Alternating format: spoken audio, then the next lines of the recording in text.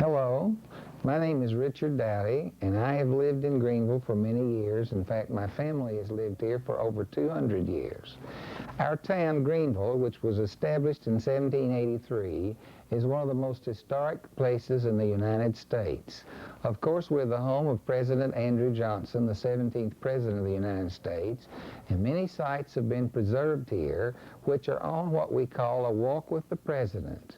I would like to take you on this walk, and you will observe structures that were built prior to 1875, the year Andrew Johnson died.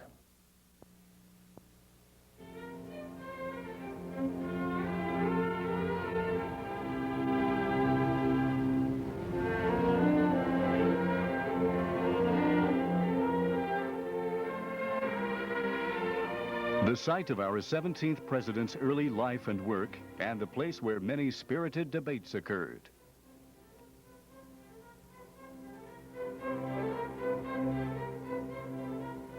Directly across from the tailor shop is a two-story brick house occupied by Johnson and his family until their purchase of a permanent home on South Main Street. Note the interesting woodwork and architectural detail.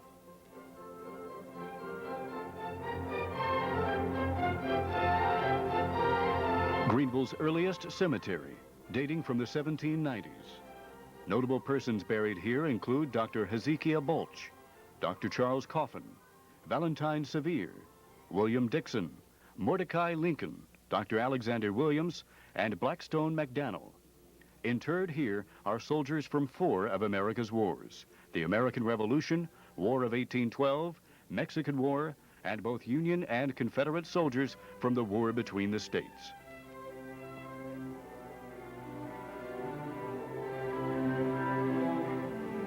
Greeneville's seat of government is built on very historic ground. It was the site of Greeneville's first Presbyterian church, as well as the home of Judge Sam Milligan, which General Longstreet used as his headquarters while in Greeneville during the Civil War. On the corner stood the little building where the Quaker Benjamin Lundy published The Genius of Universal.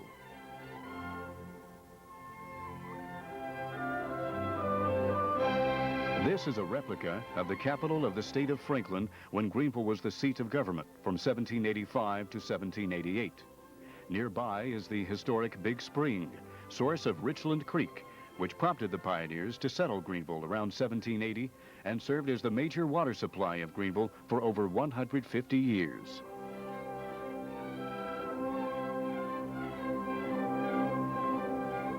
Founded in 1841, this church is an outstanding example of Greek Revival architecture. The church was begun in 1860 on land purchased from Andrew Johnson, and during the Civil War was used as both hospital and stable. The church was shelled on September 4th, 1864, the day General John H. Morgan was killed across the street. The woodwork of the cornice and steeple are notable.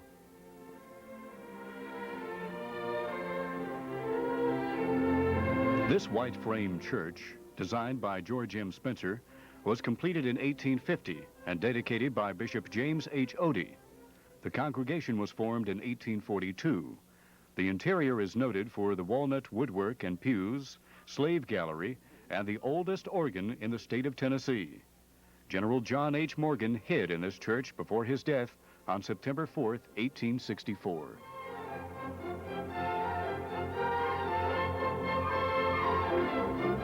This home was a showplace of East Tennessee. It was built by William Dixon, Greeneville's first postmaster, for his only child, Catherine Dixon Williams, wife of Dr. Alexander Williams. Such important personages as Presidents James K. Polk and Andrew Jackson, Henry Clay, Marquis de Lafayette, Mrs. Frances Hodgson Burnett, Wade Hampton and his family were entertained here. During the Civil War, both Union and Confederate armies used this house as headquarters, and Generals Burnside and Gillem of the Union Army and General John H. Morgan of the Confederate Army stayed here.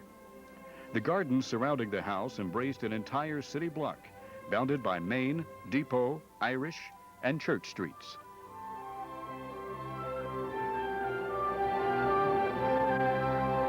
This house was purchased by Andrew Johnson in 1851 and served as his residence until his death in 1875. During the Civil War, it was desecrated by Confederate forces because of Johnson's Union sympathies. Completely refurbished after the war, the home is filled with furniture and other memorabilia of the Johnson and Patterson families. It was owned by descendants until 1944, when the federal government purchased it and opened it as a historic site.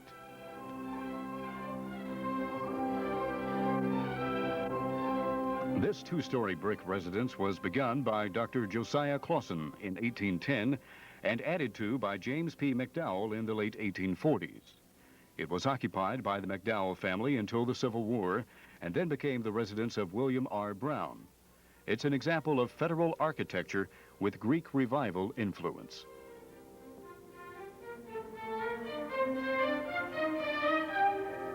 It has witnessed a great part of the history of Greeneville. The dining room and bedroom above are paneled in heart pine, and the mantel in the drawing room is from the law office of General Thomas D. Arnold.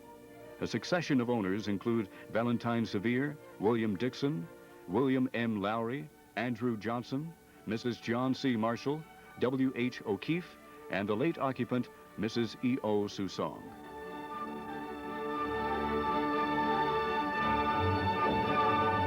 The site of many memorable happenings in the town's history, including the celebrated Greeneville Union Convention of June 1861 and the funeral of President Andrew Johnson in 1875. Three notable monuments are situated there. The exedra commemorates John Sevier and Greeneville, the capital of the state of Franklin. The stone shaft for General John H. Morgan. And the Union soldier attests to the fact that many soldiers from Greene County served in the Union Army during the Civil War.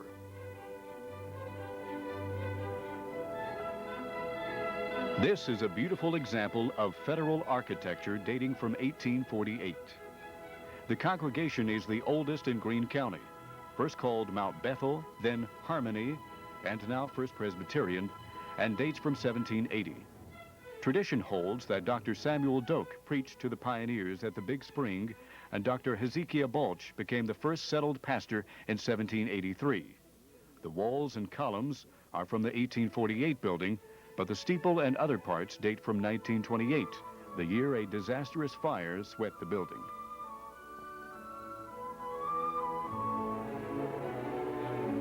Included in this Walk with the President is the Nathaniel Greene Museum, named for the outstanding Revolutionary War general under whom many Greene Countyans served. The museum has on display a variety of interesting and significant artifacts closely linked with Greeneville and Greene County history.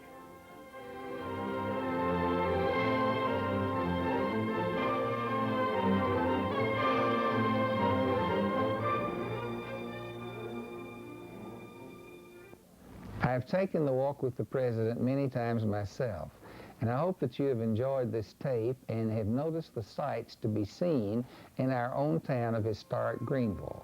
I think, however, if you took the walk on your own, at your own time and at your own speed, you would enjoy it a great deal more.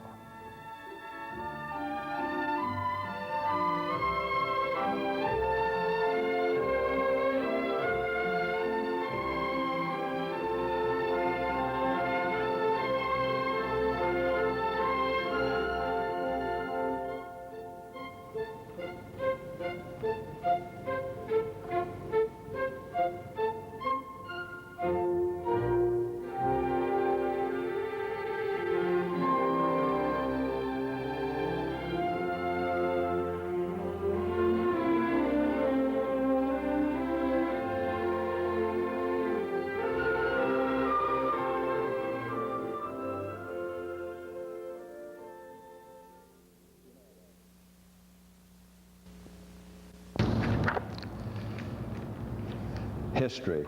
You know, I love history. Hi, my name's Andy Smalls, and of course, history brought me to Greeneville, Tennessee here today.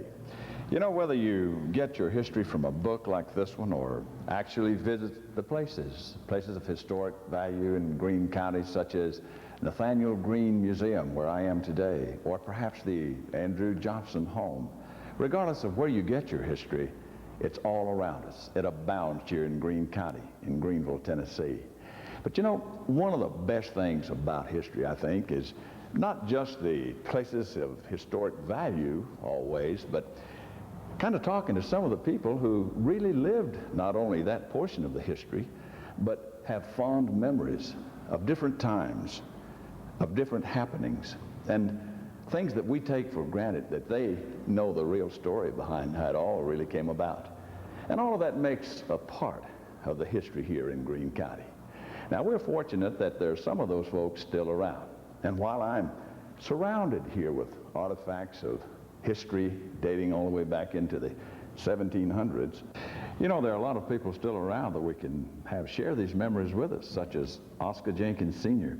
Now, you know, his family is the 5th generation of, well, I guess you might say leather goods repairers or shoe shops or fixing harnesses and spurs, anything that had to do with the leather.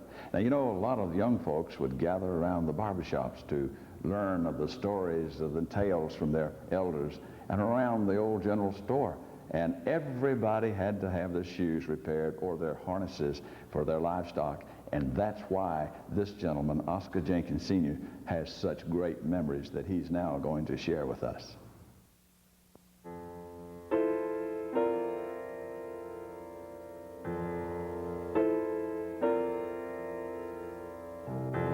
I'm Oscar Jenkins Sr. I was born in December of 1899. I celebrated my 90th birthday, the 29th of last December. I now operate the H. Jenkins Shoe Shop, which was founded by my grandfather in April of 1880. We still do a lot of things in the way of repairing shoes and harness that nobody else does. We're Greeneville's oldest business, now in the 5th generation in the same family. The only business in Greeneville that has been carried on in the 5th generation. I don't know how long it will be. In all probabilities, this will end it up. There's nobody else to carry it on. But I've seen so many changes in my years, from the horse and buggy days, the mud streets and no sidewalks. Now we've got everything paved streets, good sidewalks, trees growing in the sidewalks like at one time we did have. A lot of changes, and as Jay Milligan used to say, I'm not sure that all of them have been for the better.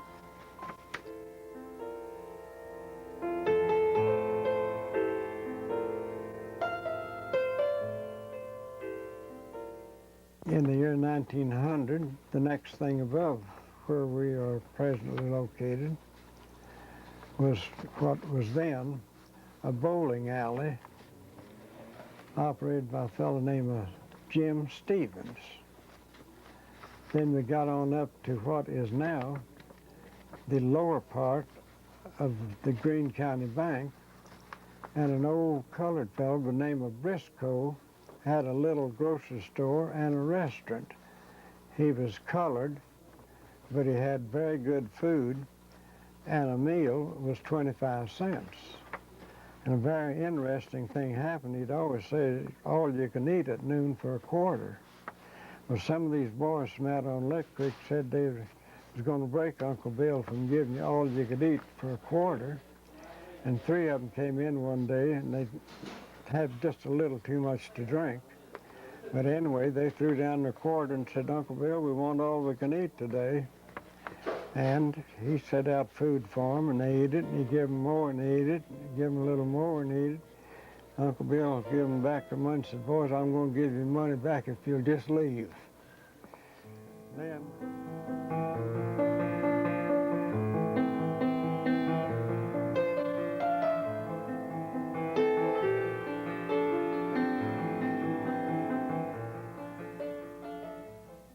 well, my first car ride was with Bob Doughty and Dale Park from the corner of Main and Spencer Street out to the old town gate and back. And that was in the year 1908. And that little car was chain drive and did not have a steering wheel. It had a steering stick called a steering rod instead of a wheel. And when I come back to town, I was the biggest boy in town because I'd had a car ride and none of the other boys hadn't.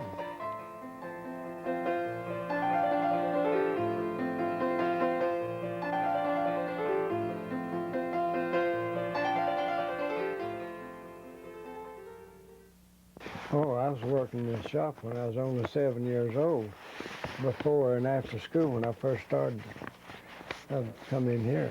We have a machine in the back that we call a creasing machine that we run the strips of leather through to put a crease in it. And when I was too small to stand on the floor and do that, they fixed a little box for me to stand on so I'd be high enough to do that. And I still have that machine in our shop today.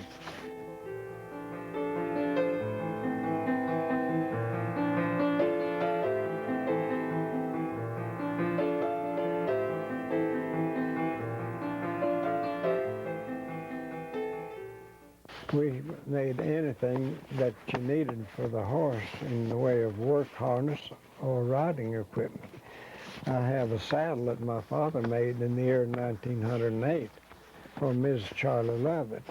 She passed away in the year 1939, and I got the saddle back, and I've got it hanging in the shop. I've got a pair of saddlebags that my father made in the year 1906 for Mr. Jim Duggar, who was a cattleman, traveled all over North and South Carolina, Virginia, and Kentucky, buying cattle. And in those days, nobody took your check. Most of them didn't want gold, paper money. They wanted gold. And the gold that had been carried in those saddlebags, at the price of gold coins today, I could buy either one of the bags, probably both of them.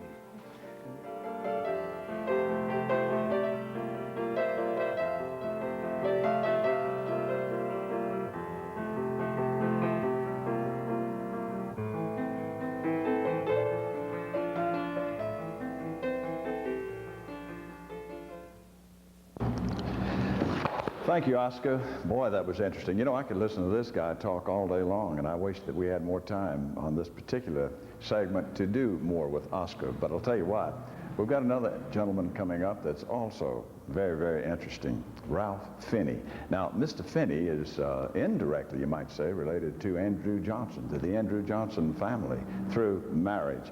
And he has an awful lot of interesting stories to talk about. Yes, it even involves the White House. I know you'll like this one. Ralph Finney is going to share a few of his memories with us right now. Ralph?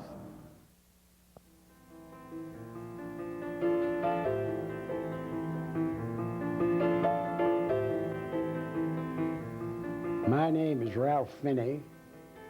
I have been asked to recall a few of my early recollections in connection with my association and otherwise relationship with the Andrew Johnson family. Andrew Johnson, the 17th President of the United States. My mother was of the Barclay family from the community of Limestone in Washington County. Her sister, Martha Barclay, married the grandson of Andrew Johnson, Andrew Johnson Patterson. So the wife of Andrew Johnson Patterson, my mother's sister, was my aunt. And you might say that Andrew Johnson Patterson, by reason of marriage to my aunt, was my uncle in-law, if you want to put it that way. Continuing with Martha Johnson Patterson's as the First Lady and mistress of the White House, let me add that when she came to take over those duties when her father became president and the family was called to Washington in the emergency following the assassination of President Lincoln.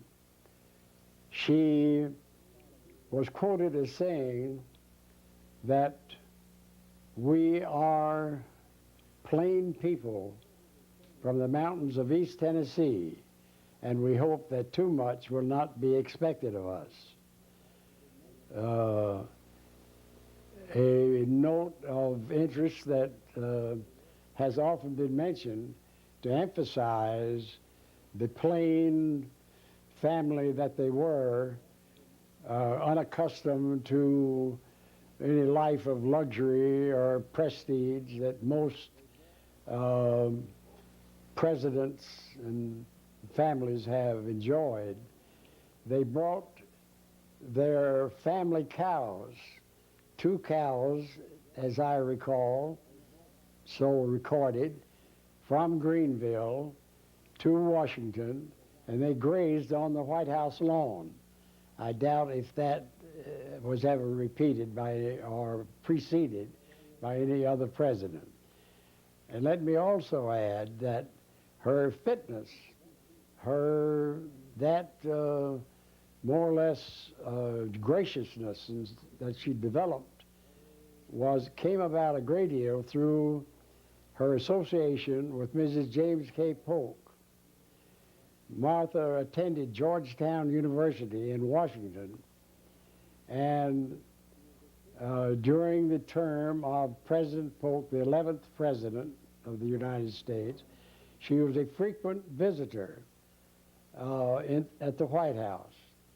And in that way, she managed to do her, as we might put it, her homework very well, and was well prepared for the emergency when her father was cast into the presidency so abruptly. Back to a particularly interesting occasion or incident where I'm pretty much the target of a humorous event. My mother, in those days, whether you were a boy or a girl, in those infant or childhood years, the boys wore dresses up until the time that possibly had reached the age of 6, and that was the case that I'm going to relate to you. My mother at that day probably brought me into into Martha's, we'll continue to call her Martha, Martha's bedroom, and I had reached a state in life where my mother felt that it was about the time to change from dresses to pants. And to show you the alertness of mind of Martha Johnson Patterson, why she took, I was, as you might suppose, not accustomed to having, as we say, my sea legs, and I was somewhat crouched or stooped, somewhat bow-legged, and Martha observed me and said to my mother was named Minnie, and she said, "Minnie, take that boy back home and put that dress back on him. He looks like a frog."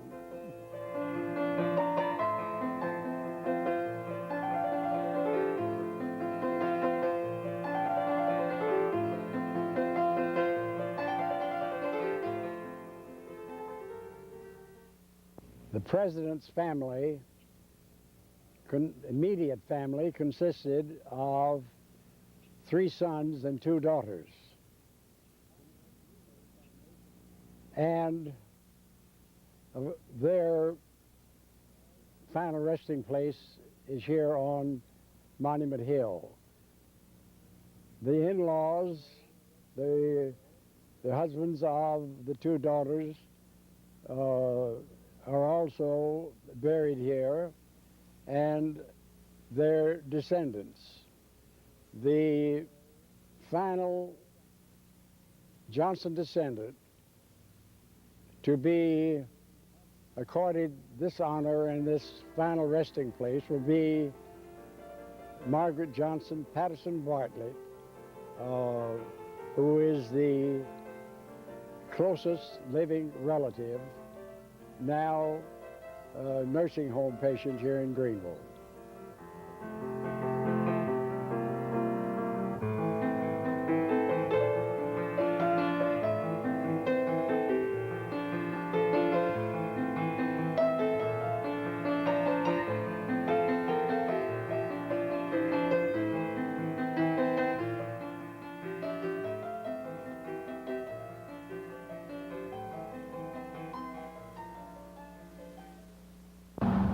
Thanks, Ralph. That was interesting. I love hearing these stories. You know, we've got another gentleman that we'll be hearing from right now, too. And this gentleman, of course, is Elmer Cox. Elmer Cox has a lot of interesting stories to tell about Greeneville, Greene County, and the struggle to share this beautiful place with other people, travelers, people who were on the road going from one place to another and looking for shelter, sometimes looking for lodging, and always looking for a better route to get to where they were going. But people back in those days didn't always have just destination on their minds. They kind of smelled the roses as they went along. And I can tell you right now, Greeneville and Greene County is certainly a rose to be smelled while you're on the trip.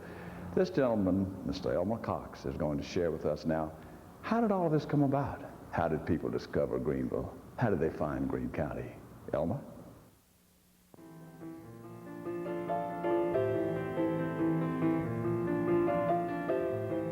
I'm T. Elmer Cox, 83 years old, engineer by occupation, but I've spent all of my life really in industrial development of Greene County. I'm a native of the county, and my people came here in the state of Franklin times with a land grant, and none of us had sense enough to leave, and so we're still here.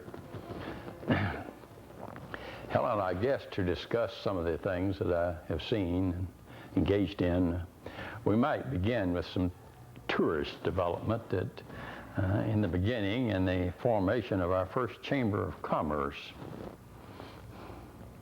We lost the charter, but about 1923, Mr. John D. McDonald came in here from Spruce Pine as an agent for the Standard Oil Company, and he was interested in promoting oil products and quite a few cars in the region, and that was being promoted as a way of traveling instead of horseback. So we had no idea at that time. I was in high school when it was formed, and all the older people, like you do today, to get the parents all engaged in things, use the younger people to get out and do a little promoting. All we were doing is doing what we were told by some elder, but it was a good sales pitch to get Mama and Dad interested in the counties and get out of something just beside their own farm, what they were doing. So I suppose other people had talked about tourism and developing it, and even at that time, Detroit was a big industrial region, and were making money, and numbers of them were going to the winter Florida for winter purposes. And since cars were coming in and some roads had been improved that you could drive long distances, they were getting away from the trains and driving automobiles. So the plan was to bring the winter vacationers who were coming out of Detroit and the other industrial centers, bring them down through here as they went on their way to Florida, then hope to encourage them to come back through next spring. At that time, no blacktop roads. All of it was gravel. In fact, they hadn't been built very long. So the road we picked up was one now known as Old 70, but we gave it a name from John Fox Jr., who wrote Little Shepherd of Kingdom Come and so on, and had the Lonesome Pine Trail in it. So we decided to name our route the Lonesome Pine Trail. It came down through Kentucky, believe it or not, through those mountains east of Harlan County, through Harlan town itself, and on over, well, you know the route, still the same route on Jonesville, Virginia, Rogersville, from here, and over into Asheville. We attempted to enter Asheville chamber. They had one too. They helped us some, but they already had some tourism of their own that they carried over from Vanderbilt days. But Harlan, Kentucky was especially interested in Rogersville. And while we never did develop much tourism, we sure developed a lot of riding back and forth between Greeneville, going over to Harlan and dining there in the Harlan Hotel and talking about the prosperous times we were going to have with the money that was going to roll in from tourism. Of course, to look at the route now, if we had ever gotten a tourist on it, he had probably never gotten out of Kentucky in one winter, let alone even gotten this far. But that went on, believe it or not, for almost 5 years, 1927 or 28, and it would spurt up for a few weeks, and we'd have a meeting here, and the Harlan people and Rogersville developers would come over here, and we'd get a few from Asheville, and we were passing it around. It was good for the eateries in those towns where we were having meetings. So to that extent, it did stimulate business.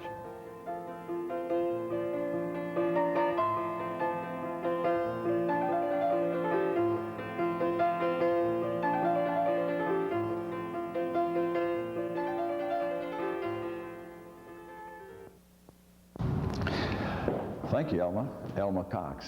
I could listen to him a lot longer than the time we had for today. You know, there are many people around Greeneville and Greene County who have contributed to the history, the development, and certainly to our memories and to what's happened here. And we're fortunate enough to have these people around so that we can have them share their accountings and their memories with us. Our next person we're going to hear from is Mr. Harry Roberts. He's a local historian, a history teacher, and part of what he says actually comes from the history books and books such as this. Others, of course, the remarks that he'll be making will be coming from his family stories and stories he's heard and passed down, and some of those things he will be sharing with us right now. But one of the most interesting, I think, of course, is if you are interested in romance and dashing generals running around the countryside and raiding and that kind of thing, he is pretty much an expert on General John Morgan. General Morgan will be mentioned in his story, and we're going to hear from him now. And at one point in his story, some of the things he's talking about, that were actually substantiated by his family. So this is something that I think is going to be very interesting right now to you as it is to me. Let's listen to him now. Harry Roberts.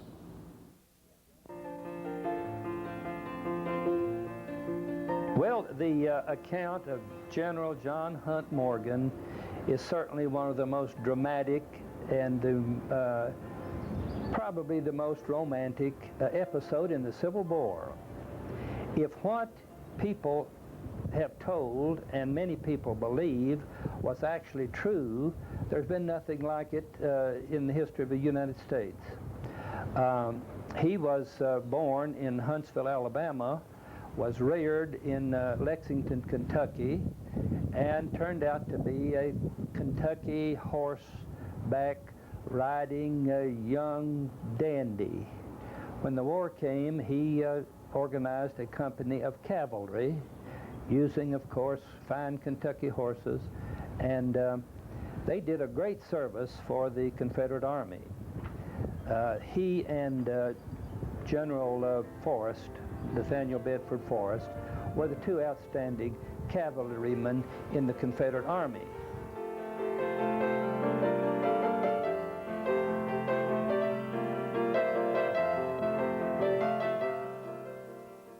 His army came into Greeneville on the afternoon of September the 3rd, and they were supposed to, they had come down the day before, his main army had, and according to some reports, they had supposed to have stopped in Greeneville until Morgan came down to take control, but for some reason they went on down into the Blue Springs area.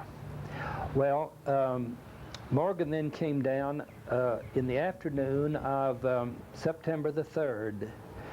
He was a friend of the Williams family in the Williams mansion there. Mrs. Williams was a Confederate sympathizer, so it is thought, and a friend of Morgan, so that's where he made his headquarters.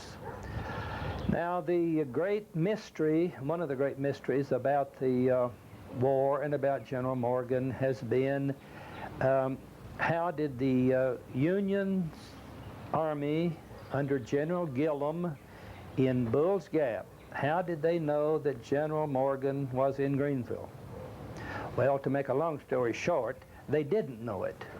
But the theories and the romantic tales that have developed have been based around the supposed ride to Bull's Gap by Lucy Rumbold Williams, who was the wife of one of the Williams men, Joseph Williams, who had joined the Union Army, not the Confederate.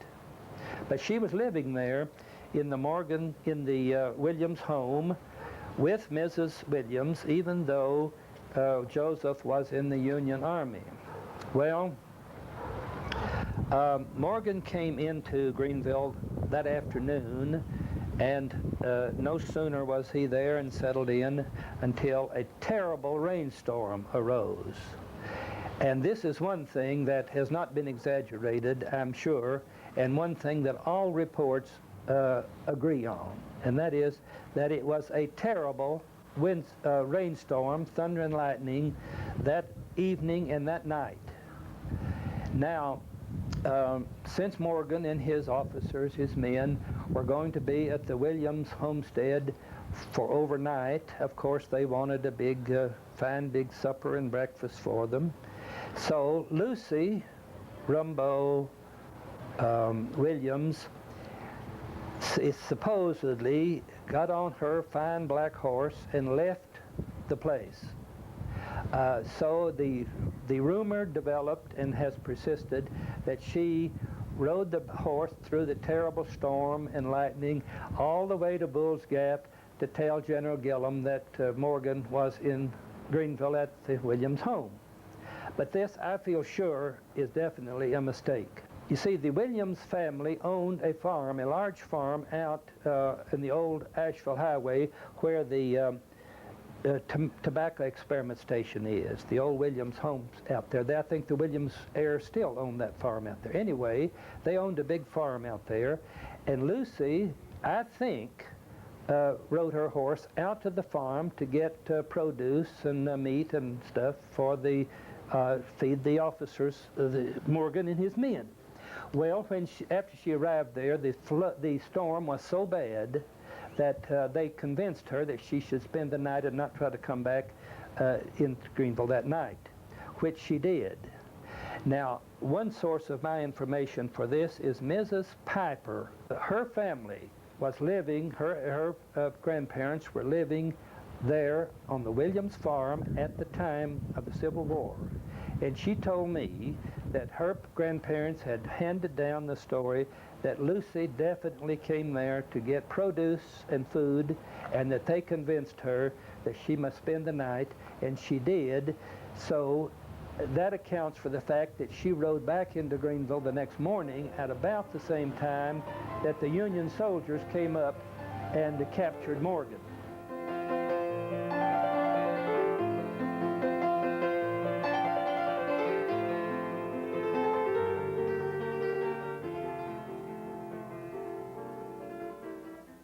The Union cavalry came in to Greeneville just about daylight, and some Union man, and I don't know his name, I don't know whether his name's known or not, He found out that they were coming some way, and he came out and warned them. He said, you better get out of town because Morgan himself is here in the Williams house. Now, Morgan was a name to be feared at that time. He was a legendary figure.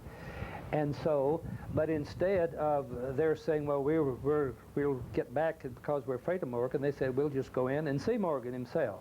So they came on in town then, for the first time realizing that he was in town. And so, since they knew where he was, they surrounded the Williams home and captured him. And as he was trying to escape into the garden, he supposedly went down and hid under the Episcopal Church, which was in the same block there as the front gardens of the Williams home. And then some of his men decided that that was unsafe. They wouldn't have a chance to defend themselves, so they came out of there and then were running through the grapevines and the bushes and the shrubbery when a private Camel, now I forget Arthur Camel, in the Union Army spotted him and supposedly shot him dead right on the spot.